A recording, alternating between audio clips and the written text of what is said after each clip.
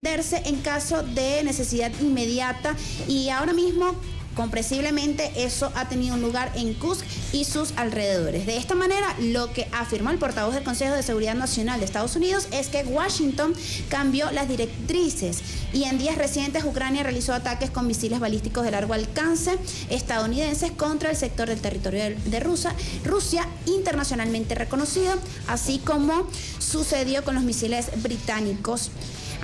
Tal como lo destaca una nota que publicó el medio RT, se trató de ataques a instalaciones militares en la provincia de Briansk y Kursk, por lo que la respuesta del Kremlin consistió en lanzar un misil Oryx equipado con ojivas convencionales contra una planta militar en Rusia. Ese conflicto nada que acaba, ¿no? No, y escalando duro. David, ¿y cómo ha seguido el tema o el seguimiento de esta noticia del montón de ciudadanos colombianos en este conflicto Ucrania-Rusia? Bueno, la verdad es bastante lamentable eso. Yo creo que eso es uno de los principales motivos por los cuales el canciller viajó recientemente a Moscú. Entonces, pues la verdad es muy triste para nosotros como colombianos que un régimen de derecha que gobernó el país durante 200 años nos haya convertido en un país que exportaba alcaloides y también mercenarios.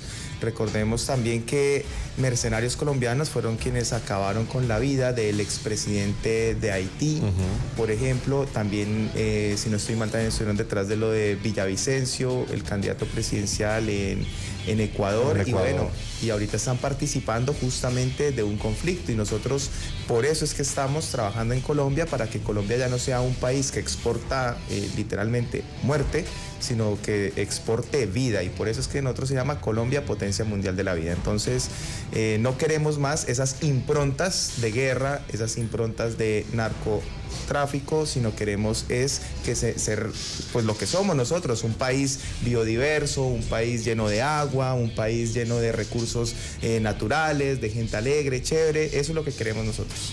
Yeah. Bueno, ahí sigue esa noticia a propósito del conflicto Rusia-Ucrania. Ya volvimos al streaming.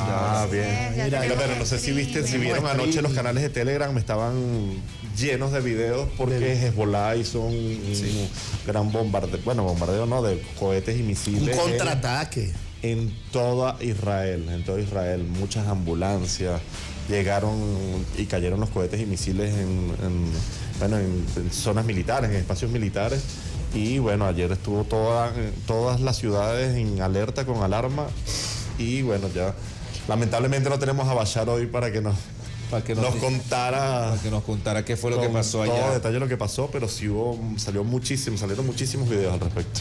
Pero bueno, seguimos nosotros con la noticia. Inés, ¿qué tiene por ahí? Sí, antes de continuar con la noticia, en vista que ya retomamos el streaming, les recordamos que pueden sintonizarnos a través de todas nuestras plataformas digitales como BN Radio 104.9 FM, La Verdad de Venezuela. Continuamos con la noticia.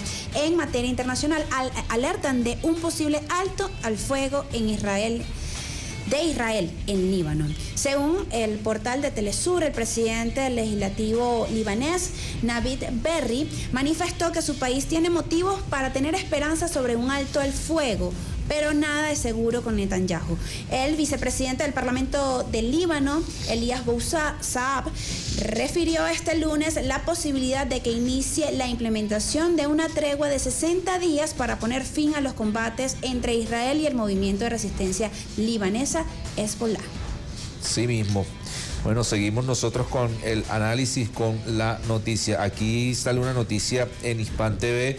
Rusia lanza un ataque récord con 188 drones contra Ucrania. Autoridades ucranianas aseguran que Rusia lanzó un ataque récord con 188 drones sobre su territorio y que la mayoría de los aviones sin pilotos logró su objetivo. Y bueno, CPI insta a estados a cooperar para detener a Netanyahu y a Gallant, quien era el ministro de Defensa que lo sacó Netanyahu. Así que bueno, esta noticia de la Corte Penal Internacional sigue generando bastante impacto informativo y estaremos muy atentos de estas informaciones. ¿Qué más hay? Justamente en ese marco, pues Rusia evalúa desplegar misiles de corto y mediano alcance en Asia si Estados Unidos hace lo mismo. Rusia está evaluando la posibilidad de desplegar misiles de corto y mediano alcance en Asia en caso de que Estados Unidos tome acciones similares en esta región, declaró el viceministro de Exteriores ruso Sergei Ryabkov. Ay, papá. O sea que Extendiéndose estamos escalando la guerra mundial. O sea, Sí. estamos a las puertas de una guerra mundial y, digamos, está en manos de el próximo futuro presidente de los Estados Unidos, Donald Trump, va a hacer un parado a esto, ¿no? Así como mismo. lo prometió. Así mismo, hermano. Ojalá que así sea. Mira, y hablando de Rusia, presidente Maduro, bienvenida Sputnik Mundo a Venezuela. El presidente venezolano Nicolás Maduro Moros anunció este lunes la firma de un convenio entre el Ministerio de Comunicación de la Nación Suramericana y la agencia informativa rusa Sputnik Mundo, que funciona desde Asia hasta América Latina. Bienvenida Sputnik Mundo a Venezuela, expresó el líder latinoamericano durante su programa televisivo Con Maduro Más. Desde su creación en 2014, Sputnik Mundo es una central de las principales informaciones de carácter global que trabaja en más de 30 idiomas. Además, el medio tiene una presencia permanente en redes sociales con más de 160 cuentas oficiales que superan las 35 millones de visualizaciones diarias de su contenido informativo.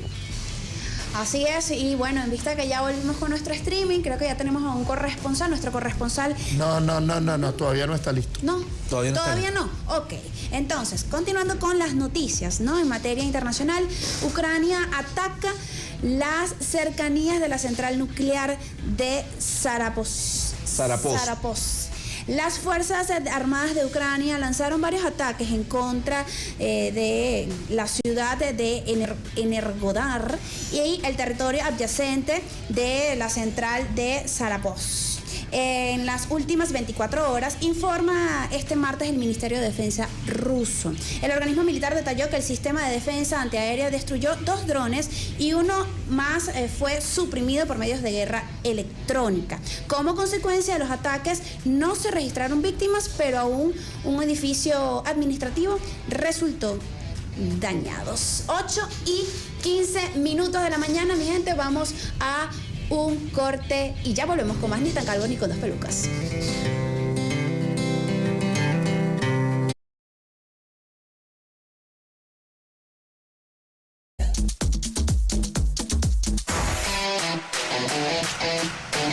Continuamos con las noticias en materia nacional. Turistas polacos disfrutan de las bondades de Caracas y Aragua como parte de la operación Charter.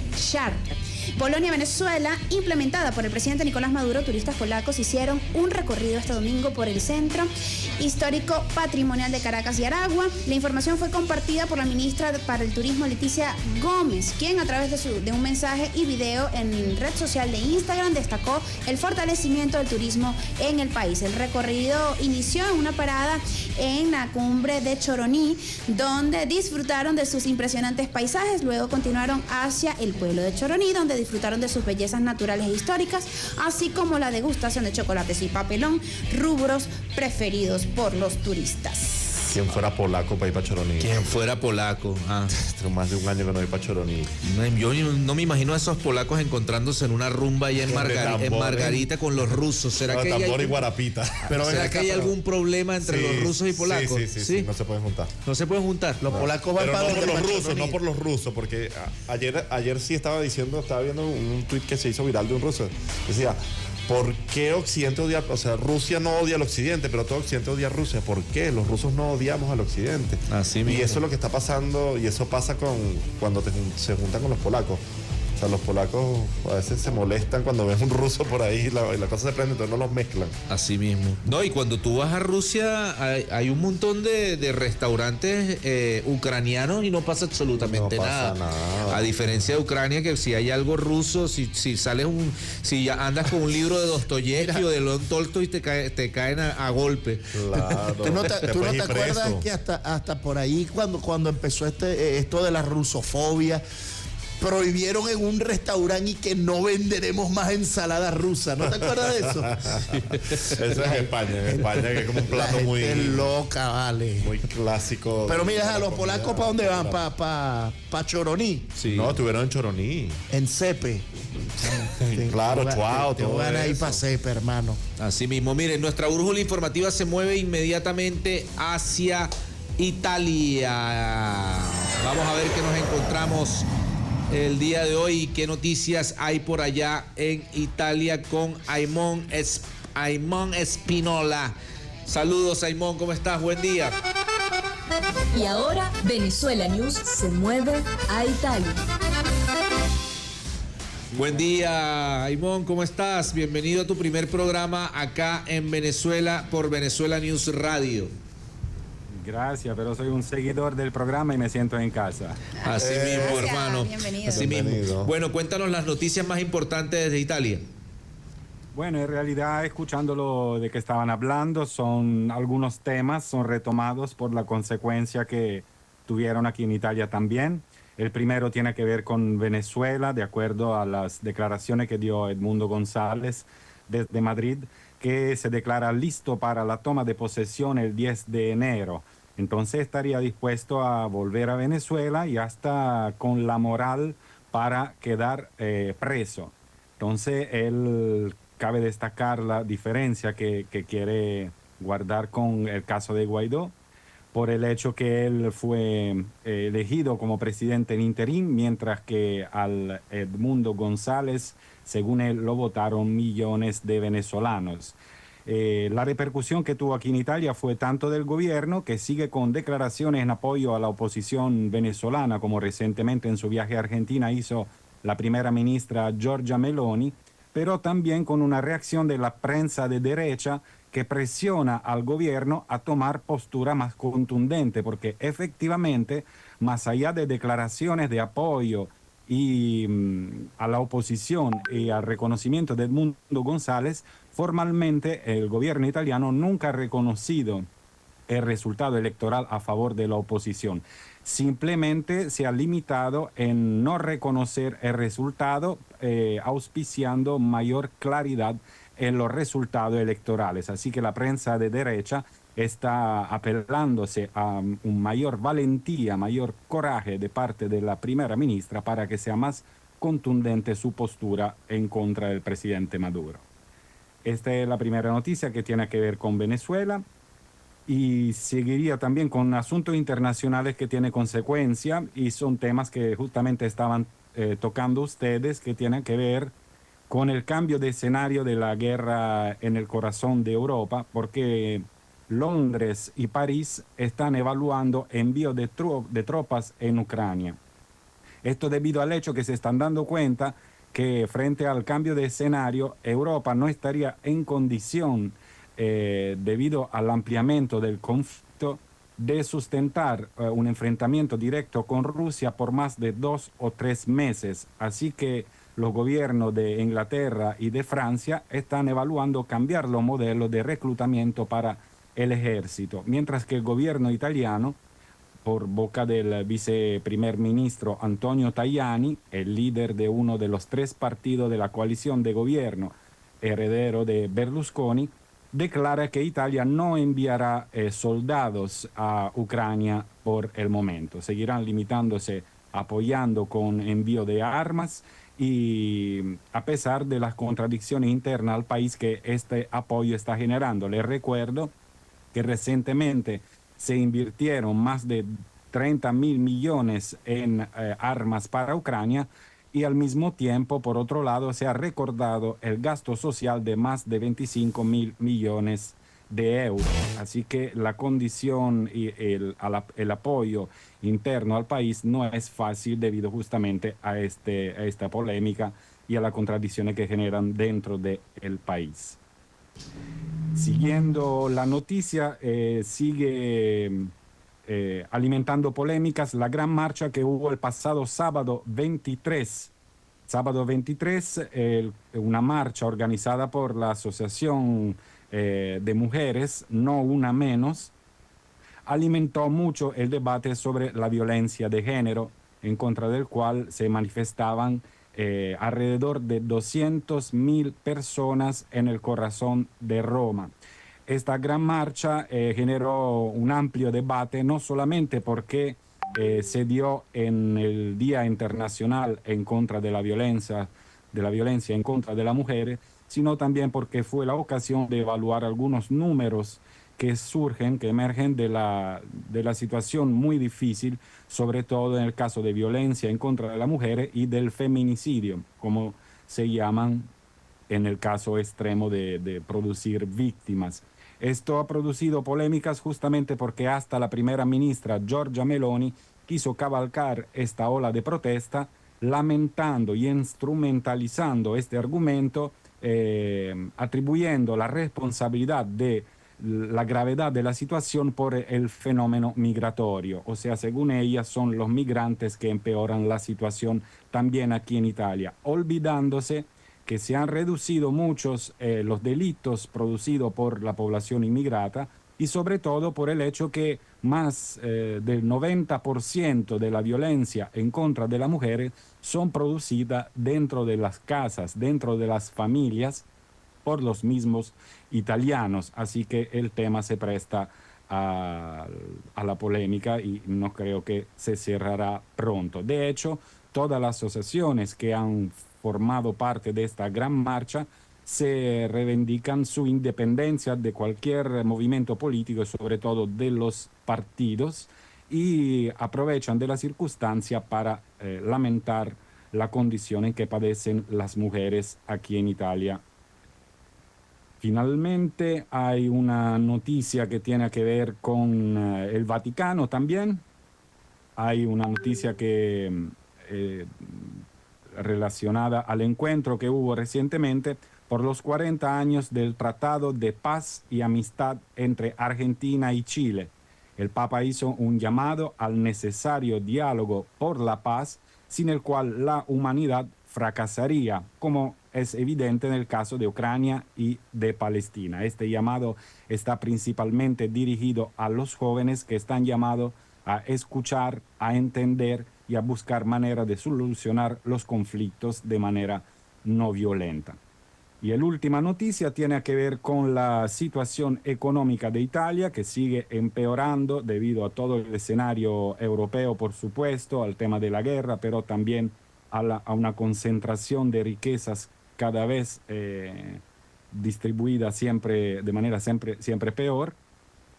Y se debe al hecho que los datos que se tiene con el relato que hizo la misma Cáritas, que nos presenta un escenario muy dramático. O sea, un italiano de cada 10 está en pobreza absoluta, o sea que no está en condición de responder a las necesidades básicas. Quiere decir más de 6 millones de personas en Italia, y tenemos que tomar en cuenta que después de esto habrán otro 20% que sería apenas encima de esta cuota. Quiere decir que el 20% de los italianos está en condición de pobreza absoluta o muy cerca de esta condición.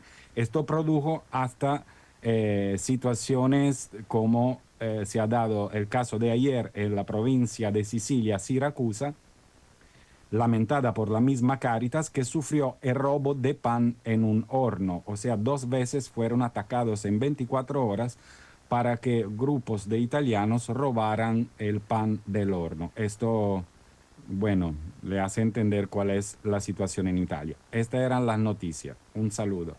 Saludos, Aimón. Muchísimas gracias por el análisis, por mostrar esta secuencia informativa a propósito de lo que está pasando en Europa y en Italia. Estaremos contactándonos contigo en los próximos días o con Doris en cualquier momento. Así que agradecido, que tengas un feliz día. Son las 8:31 de la mañana. 8:31 de la mañana. Seguimos. Mira, por ahí que supuestamente están pidiendo la liberación de Simón Trinidad, ¿no? Sí, lo vimos ayer, ¿no? Sí, realmente es también injusto lo que se está haciendo, lo que se ha hecho con el compañero Simón Trinidad. Recordemos que él fue arrestado ilegalmente. Fue secuestrado ilegalmente por las fuerzas de seguridad del expresidente Álvaro Uribe Vélez en territorio ecuatoriano. En Ecuador fue secuestrado. O sea, y acá uno ya ve, digamos, el cambio de política exterior. Uribe también había bombardeado de Ecuador, ingresa con un escuadrón especial a secuestrar a Simón Trinidad. Simón Trinidad fue absuelto y declarado inocente en 3 oportunidades en juicios ante los Estados Unidos. Hay un principio que es el de que nadie puede ser juzgado 2 veces por el mismo hecho, y aún así a Simón Trinidad lo tuvieron que juzgar en 5 juicios para poderlo condenar en los Estados Unidos. Y ese es uno de los grandes reclamos que hace justamente la extintas FARC, hoy Partido Comunes, que es presionar al gobierno de los Estados Unidos para que liberen a Simón Trinidad, del mismo modo que lo hicieron, por ejemplo, con Alex Saab. Así mismo. Y con otra gente que ha vuelto a justicia se pide. ¿Cómo se llama? A Colombia después de haber pagado cárcel en Estados Unidos. Son las 8:33 de la mañana, 8:33 de la mañana. Vamos a ir a un corte rápido y vamos el próximo corte, vamos con Gerardo desde Argentina para ver qué noticias nos trae desde ese lugar del continente.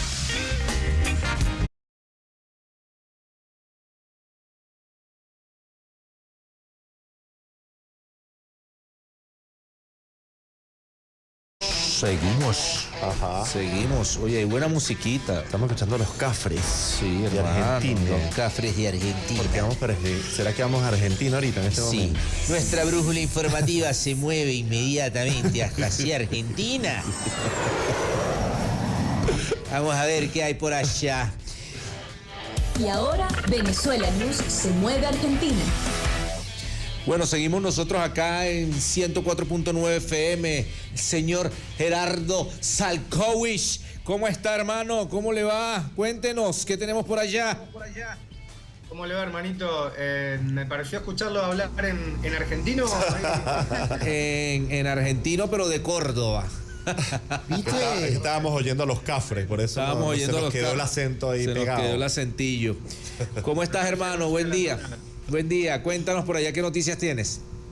Bueno, vamos a arrancar por una región que en realidad no es Argentina, pero comparte mucho de nuestra zona rioplatense, que es el Uruguay, ¿no? Este país pequeño que se le dice el paisito, que queda del otro lado del río aquí, y que, bueno, a veces no nos queda lejos informativamente, pero es un país y una gente muy maravillosa, que tuvo el domingo elecciones presidenciales, y hay que decir que el Frente Amplio vuelve al gobierno después de 5 años de un impas del gobierno neoliberal de Luis Lacalle Pou. Recordamos, el Frente Amplio gobernó Uruguay 15 años, del 2005 al 2020, primero con Tabaré Vázquez, después con el Pepe Mujica, después de vuelta con Tabaré, y los últimos 5 años fue gobernado por Luis Lacalle Pou. Bueno, este domingo, Yamandú Orsi, el candidato del Pepe Mujica, el heredero político de Mujica, ganó el balotaje con el 49,8%, 4 puntos por encima de Álvaro Delgado, que era el candidato de toda la coalición de derecha, de toda la coalición conservadora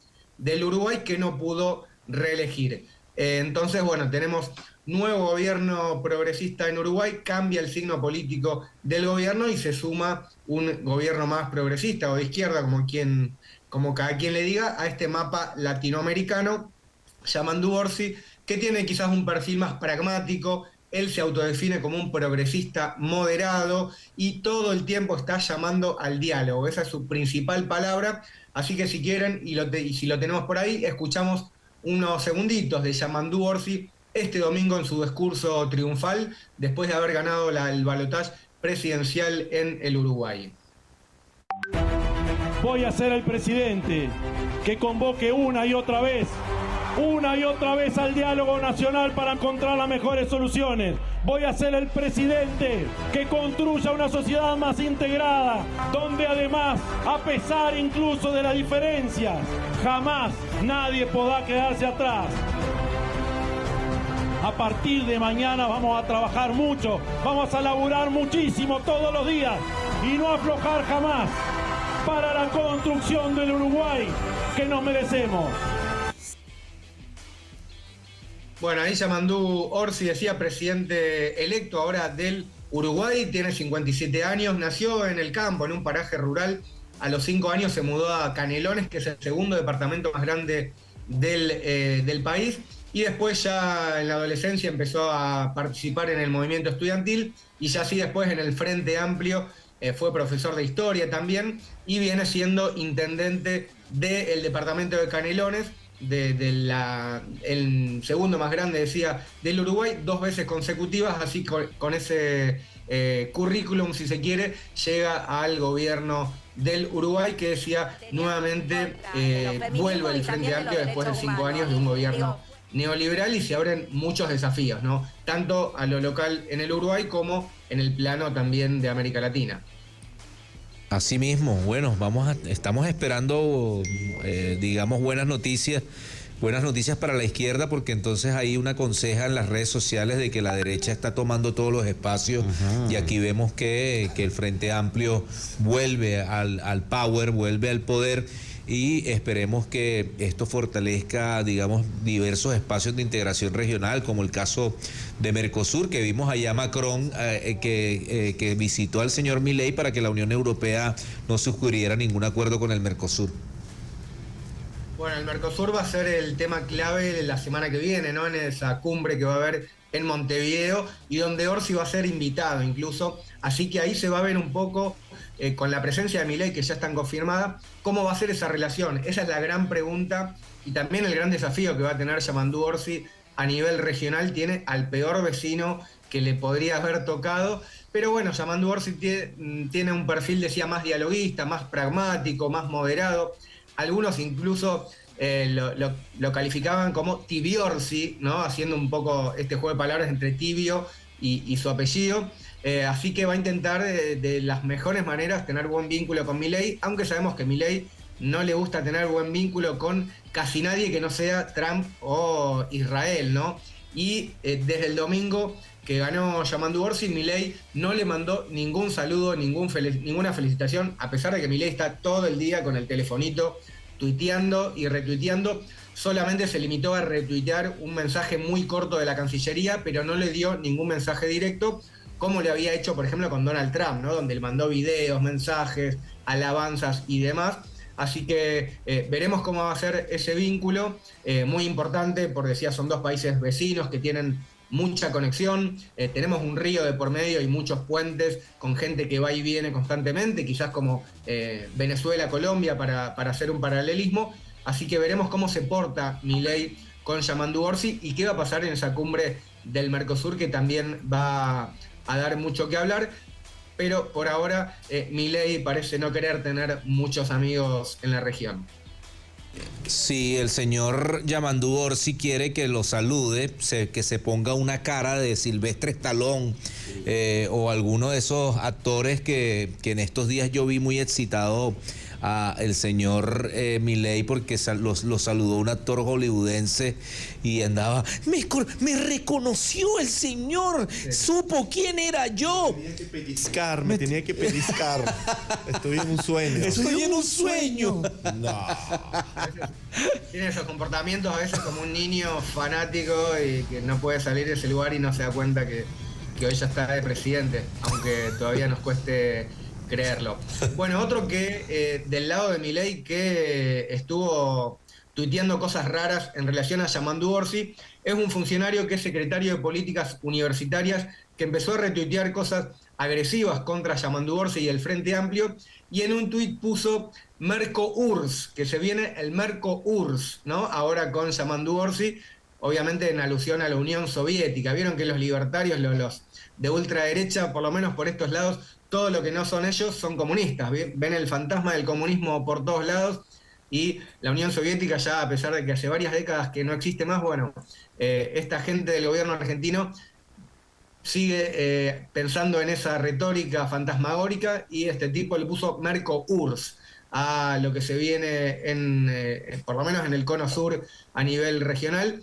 Y este hombre que se llama Galleguito Álvarez, le dicen, es parte de un grupo que se lanzó recientemente que se llama Las Fuerzas del Cielo, ¿no? Un sentido que Milei viene repitiendo, y hace unos días se lanzó la agrupación Las Fuerzas del Cielo, a la que presentaron como el brazo armado y la guardia pretoriana del presidente Milei.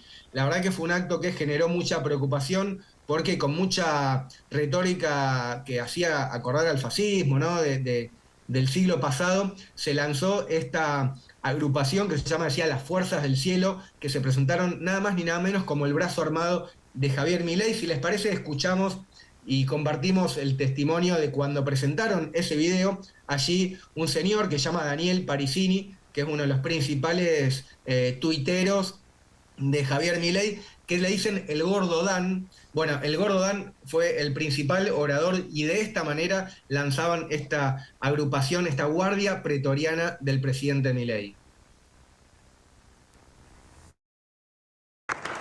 Principalmente les quiero contar que la agrupación Fuerzas del Cielo, que se está formando hoy aquí entre nosotros, es el brazo armado de la Libertad Avanza.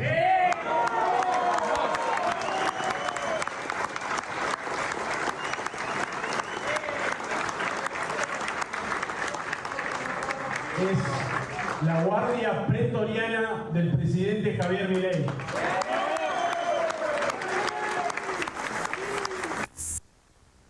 Si se llegó a escuchar, yo no lo escuché con dificultad. ¿Ustedes lo escucharon? Sí, lo escuchamos. La guardia pretoriana del señor Milei. Bueno, eso generó mucha preocupación, incluso denuncias penales, porque es una agrupación con clara incitación al odio.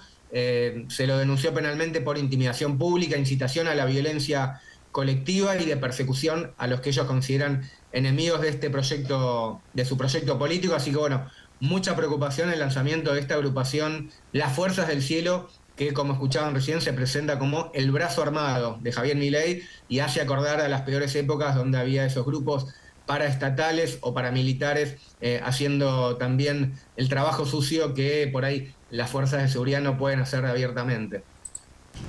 Así mismo, y además con toda la simbología nazi, muy parecida a la de Mussolini, Dios, familia, propiedad, era lo que se veían, digamos, en esta puesta en escena para supuestamente apoyar un brazo armado de Javier Milei.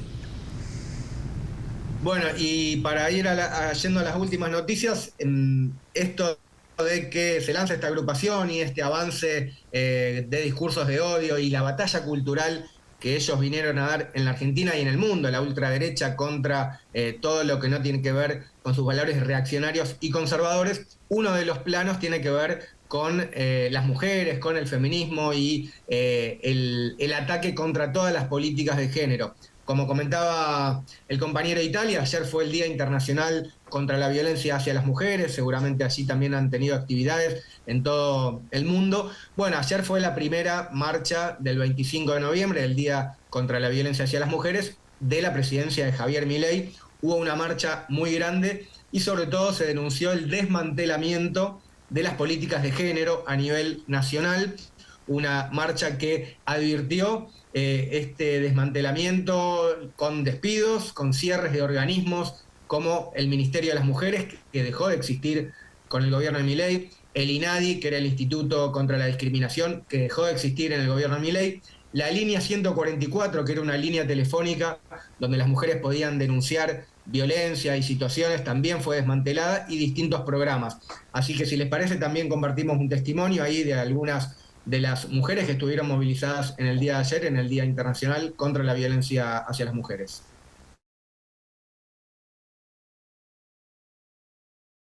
Territorios, discutiendo por qué es importante que estemos hoy acá movilizadas, porque los números siguen creciendo. Por el aumento de los femicidios en los últimos días, nosotras creemos que eso está guiado a una respuesta del gobierno nacional. Nosotros no pensamos que el gobierno nacional no tenga respuestas para las mujeres, sino que las respuestas son claras y son en contra de las mujeres. Estamos con el anuncio en los últimos días de que Milei fue el único presidente que votó en contra de generar políticas públicas para prevenir la violencia de mujeres. En ese contexto matan a Sofía Delgado, matan en Misiones a una niña de 8 años. En ese contexto nos encontramos y por eso creemos que es fundamental poder estar en las calles. Yo creo que, bueno, lo que hizo el gobierno, digamos, tuvieron bastante material en contra de los feminismos y también de los derechos humanos. Digo, ya no es más ni siquiera pensado desde una violencia simbólica o una violencia digital, sino que se materializó después. Bueno, ahí escuchábamos algunos testimonios de distintas mujeres movilizadas en el día de ayer y la preocupación, ¿no?, que hay en Argentina, sobre todo también en relación a las políticas hacia las mujeres. Recordamos, en Argentina hay un femicidio cada 35 horas, este año ya hubo más de 200, y lo que también decía, hay unos testimonios en la marcha, la semana pasada hubo una votación en las Naciones Unidas sobre una resolución para prevenir y eliminar la violencia hacia las mujeres y hacia las niñas, y Argentina, el gobierno argentino fue el único del mundo que votó en contra de esa resolución contra la violencia hacia las mujeres. Así mismo. Estaba leyendo un tuit por aquí de un chileno de que supuestamente el señor Milei no va a mandar nadie para el tema de la situación histórica que pasó entre Chile y Argentina, ¿no? ¿Ha generado impacto eso? Sí, ayer hubo un evento que se hizo a 40 años de un tratado que firmaron Argentina y Chile por un conflicto que había en esa época en el Vaticano. El compañero de Italia creo que algo comentó, que se hizo esa actividad encabezada por el Papa Francisco, y Argentina no envió ni siquiera a su canciller. Eso fue un gesto de desagravio hacia el Vaticano y hacia la historia también de la hermandad con Chile. Así que la política exterior de Argentina está siendo cada vez más criticada, cada vez más aislada del mundo, todo el tiempo Milei peleándose con uno, peleándose con otro, y solamente alineado con Estados Unidos, y esa mirada sobreideologizada y hasta a veces infantil que está teniendo Milei a nivel internacional, aunque hay que reconocer que está teniendo también mucha repercusión, ¿no?, que en muchos lados del mundo se está hablando de Milei, y que en lo que es el espacio de la ultraderecha mundial está teniendo cada vez más lugar, pero bueno, está teniendo una política internacional muy pensando en sus necesidades y no en las necesidades del pueblo argentino. La semana que viene seguramente hablemos de estos dos eventos importantes que va a haber. Uno, la cumbre del Mercosur en Uruguay, y otro, la conferencia de la CEPAC, ¿no?, este espacio de la ultraderecha, la conferencia política de acción conservadora que se viene dando en varios lados del mundo, que nació en Estados Unidos y que va a tener el miércoles de la semana que viene el primer capítulo en Argentina. Va a ser la primer cumbre de la CEPAC en Argentina. Veremos quiénes vienen. Ya está confirmado Santiago Abascal, de Vox de España, Eduardo Bolsonaro, y los organizadores dijeron que va a haber algunas sorpresas. Así que bueno, la gran pregunta es si quizás vendrá el mejor amigo de Milei, Elon Musk, o el propio Donald Trump, ¿no? Veremos qué pasa la semana que viene, pero la política exterior de Milei está dando mucho que hablar y poco positivo para el pueblo argentino en ese sentido, ¿no? Sí, bueno, si no manda nadie para el tema de la discusión histórica entre Chile y Argentina, pero sí está a la espera de que vaya Elon Musk a Argentina, porque no creo que Donald Trump se vaya a dirigir a esa cumbre de febriles seguidores de ideas de ultraderecha, que es lo que se le ha pasado a Milei, ¿no? En cumbres de ultraderecha por todo el mundo, revisando y buscando en cuándo se da una reunión de estos personajes altisonantes en términos ideológicos, y no en hacer, digamos, acuerdos entre países o entre estados o entre encuentros entre presidentes que puedan, digamos, contribuir al desarrollo del país. Así es, compas, veremos que la seguimos en los próximos días cómo va a ser esto. Lamentablemente, por lo que Argentina hoy está conocida en el mundo, siempre quizás tuvimos otros exponentes a nivel mundial en el fútbol, en el arte o incluso en la política, y ahora nos toca, bueno, este personaje que nos está haciendo quedar bastante mal en todo el mundo. Y bueno, si quieren, cerramos este contacto recordando a dos grandes que ayer se cumplió años de su fallecimiento. Uno, quizás el más grande jugador de la historia, hablando de argentinos famosos, Diego Armando Maradona. Ayer se cumplieron 4 años de su fallecimiento. Y bueno, el otro a nivel latinoamericano, quizás el hombre más importante del siglo XX, Fidel Castro, ¿no?, a quien también ayer recordamos los 8 años de su partida. Así que me despido recordando a esos dos grandes, a Diego y a Fidel, que también tuvieron un vínculo de amistad y de amor muy profundo. Bueno, muchísimas gracias, hermano, y seguiremos en contacto con Argentina a través de Venezuela News Radio. Nos vemos en una próxima oportunidad. Que tengas muy buen día. Seguiremos en contacto. Son las 8:56 de la mañana, 8:56 de la mañana. Ya venimos con la parte final. La parte final. Ya estamos en la parte final. Así mismo. Los resultados por acá que no pueden faltar. No tenemos los resultados, son los juegos para hoy. Los juegos. Ayer no hubo béisbol. Los lunes no se juega. Descansa. Hay que descansar, aunque sea un día, hermano.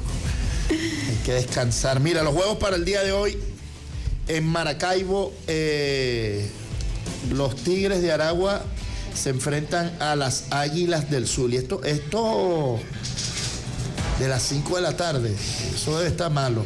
Eso es a las 7 de la noche en Maracaibo.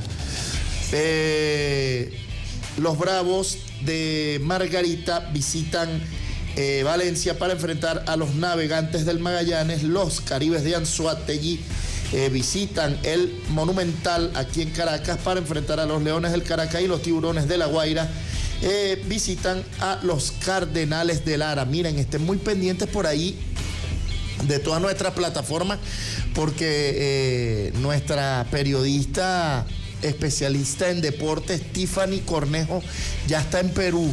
Está en Perú para estar presente en los Juegos Panamericanos, ¿no? Así mismo, sí. Son los Juegos Panamericanos. Ya por ahí hemos visto varios reportes de Tiffany que en las plataformas de Venezuela News, y ya está allá y va a estar en vivo. Bueno, tenemos corresponsal directo allá en los Juegos de Venezuela News. Bueno, pedirle ya un mensaje final al invitado David Porras, que desde Colombia se encuentra acá en los diversos eventos que se han generado con la Liga Internacional Antifascista. David. Bueno, muchísimas gracias por la invitación acá a este programa. Siempre muy gustoso de compartir con todos ustedes, de venir aquí a Venezuela, máxime cuando se volvió Caracas la capital mundial de la lucha contra el fascismo. Realmente siempre a la vanguardia de la geopolítica y de las ideas más actuales y modernas en nuestro mundo. Así mismo. Bueno, tenemos que despedirnos. Nos vemos el día de mañana miércoles 27 de noviembre. 27 de noviembre. Se acerca diciembre y se acerca el 10 de enero, donde vamos a juramentar al presidente Nicolás Maduro en la Asamblea Nacional. Chao, hasta luego. Aquí estamos.